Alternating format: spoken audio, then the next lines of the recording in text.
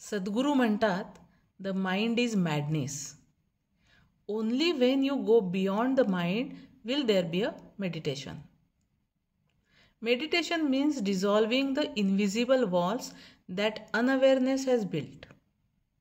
सद्गुरू पुढं असंही म्हणतात, the most incredible thing is that you can know everything you wish to know with your eyes closed. भद्र म्हणजे कल्याण करणे आणि पूर्वा भाद्रपदा नक्षत्र म्हणजे पूर्व आयुष्यात कल्याण करणारं नक्षत्र. हे अधोमुखी, क्रूर, उग्र, मध्यलोचनी आणि मनुष्यगणी नक्षत्र आहे. या नक्षत्राचे 3 चरण कुंभ राशीत आणि 4था चरण मीन राशीत येत असल्यामुळं हे त्रिपाद नक्षत्र आहे. याला इंग्रजीमध्ये मॉरकॅप असं म्हणतात. भाद्रपद महिन्यात रात्रभर हे नक्षत्र आपल्याला आकाशामध्ये बघायला मिळतं. या नक्षत्राचा स्वामी गुरु आहे आणि राशींचे स्वामी हे शनी आणि गुरु आहेत. या नक्षत्राचं दैवत हे अजाचरण नावाची देवता आहे. यांच्याबद्दल थोडी माहिती द्यायला इथं नक्की आवडेल. अजाचरण यांना एकच पाय आहे आणि असं म्हटलं जातं की त्या एका पायावरती संपूर्ण शरीराचा भार तोललेला असतो.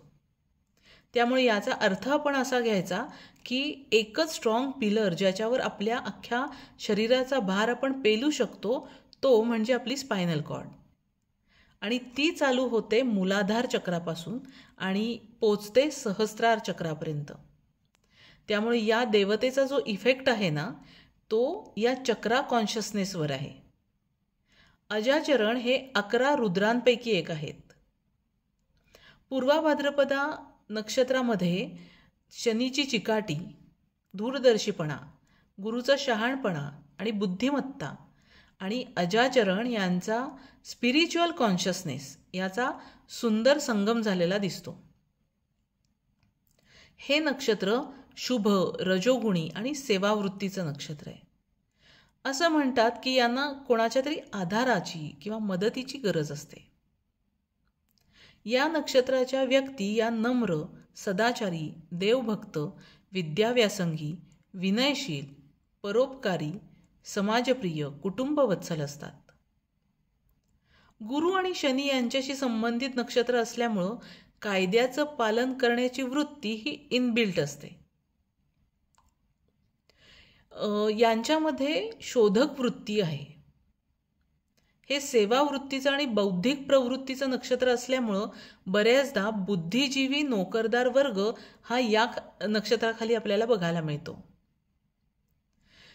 स्पिरिच्युअल कॉन्शियसनेस बऱ्यापैकी असल्यामुळं आणि एक इंट्युटिव्ह पॉवर असल्यामुळं स्पिरिच्युअल लीडर्स किंवा आजकालच्या भाषेत सांगायचं झालं तर मोटिवेशनल स्पीकर्स किंवा पब्लिक इन्फ्लुएन्सर हे या नक्षत्राखाली आपल्याला बघायला मिळतात. या नक्षत्राच्या नावाप्रमाणे या नक्षत्रावर जन्माला आलेल्या व्यक्तींचं पूर्व आयुष्य अतिशय चांगलं आणि सुखाचं असतं. या नक्षत्रावर शॉर्ट टर्म इन्व्हेस्टमेंट्स किंवा अशा गोष्टींची सुरुवात करावी की ज्यातून आपल्याला लगेचच रिझल्ट्स मिळणं किंवा लगेचच रिटर्न्स मिळणं अपेक्षित आहे.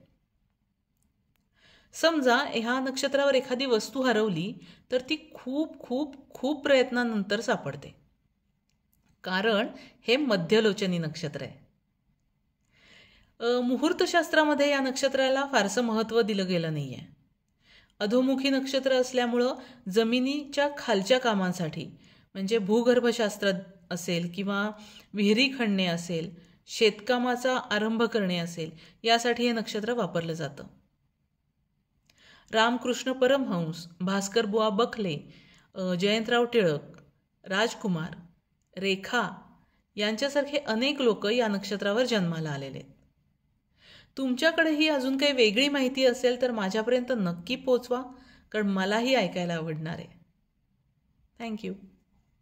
सापेक्षचं यूट्यूब चॅनल लाईक करा, शेअर करा, सबस्क्राईब करा.